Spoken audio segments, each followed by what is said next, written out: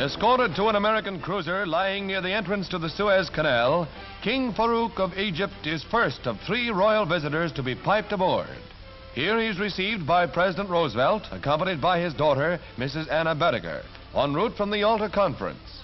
Prime Minister Churchill had already talked with the Mideastern rulers regarding situations concerning the victory and the coming peace. Egyptian and American flags fly above a scene that's all friendliness. This series of informal conferences clears many problems affecting diplomatic and economic relations.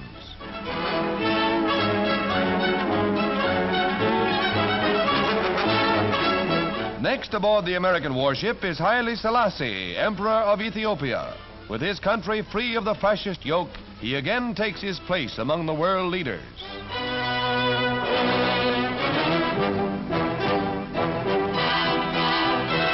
Relief for his people and rehabilitation of his country are questions of crowning importance to the Lion of Judah.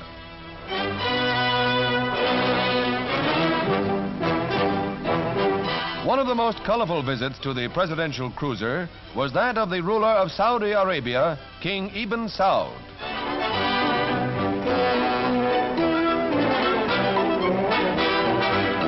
Special arrangements for food and comfort were installed on the American destroyer, aboard which lived the king and his entourage.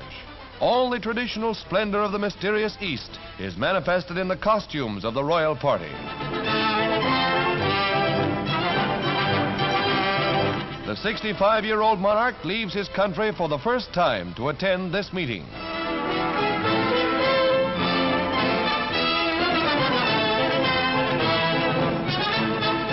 Marine Colonel Eddy, American minister to Arabia, accompanies King Ibn Saud.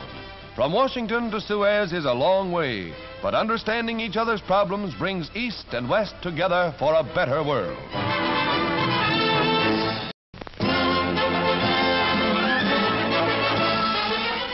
Prince Umberto, active head of Italy's royal family, arrives to decorate American officers who have participated in his country's liberation. General Mark Clark receives the Grand Cross of the Order of St. Maurice. General Truscott is made Grand Officer of the same order. A number of other officers are honored at the ceremony. Italy strides forward to join the ranks of democracy.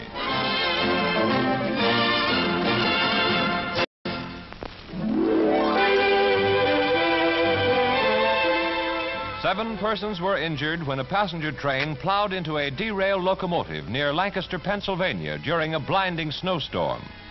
The crash occurred before tracks could be cleared following an earlier derailment. Winter adds its hazards to America's war-burdened railroads.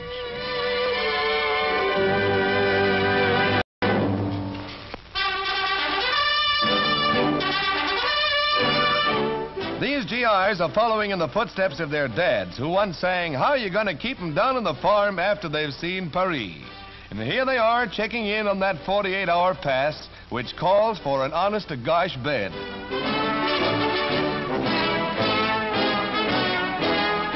The Arc de Triomphe, a tourist must, as well as the Eternal Light, commemorating France's World War dead. Wait till the gals in Peoria hear about this. But they can take it if the perfume goes with it. It's a rugged war, but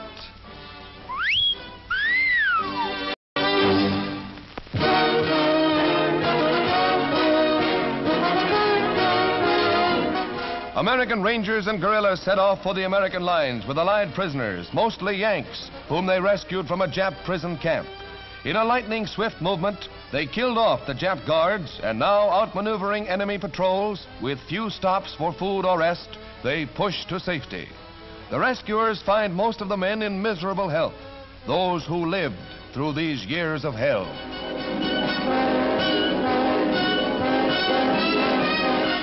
Food that was brought in is the first want of all these half-famished men. And a cigarette comes next, you can bet, before the Rangers shepherd the freed men on to safer territory.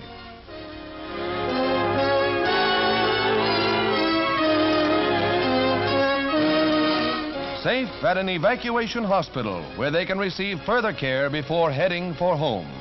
It's the happiest day in their lives, and for the first time since captured, they can wear decent clothes instead of Japanese rags and have a chance to wear shoes once more. This freedom brought tears of joy to all the internees.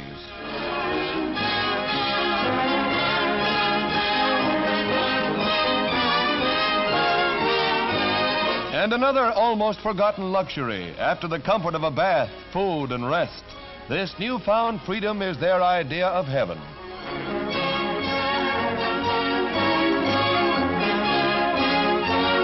Sergeant Samuel Ring, formerly of Wilkes-Barre, is greeted by his two sons who lived with guerrilla bands. Listen to Corporal Cecil Hay. You people do not realize how happy us boys were when we were liberated. I didn't realize myself until we had arriven and saw the flag that was flying, and then I had to break down and cry. Sergeant Walter O. French from Arkansas. Well, about the only thing I have to say, the last 2 years have been nothing but hell. One of the saddest days of my life was when I was taken prisoner, and the happiest day was when I was liberated by the Rangers. Sergeant Samuel Goldie knows what he wants. Well, we're finally free Americans. It took them 3 years, but we're sure glad to get out of there. The Rangers came in that night, and it was about as happy a sight I'd ever seen in my life. For 3 years, we couldn't do anything without someone telling us what to do, and now at last we can do what we want when we want to. Be sure glad to get back to the United States where I'll be a free American again and get myself a milkshake.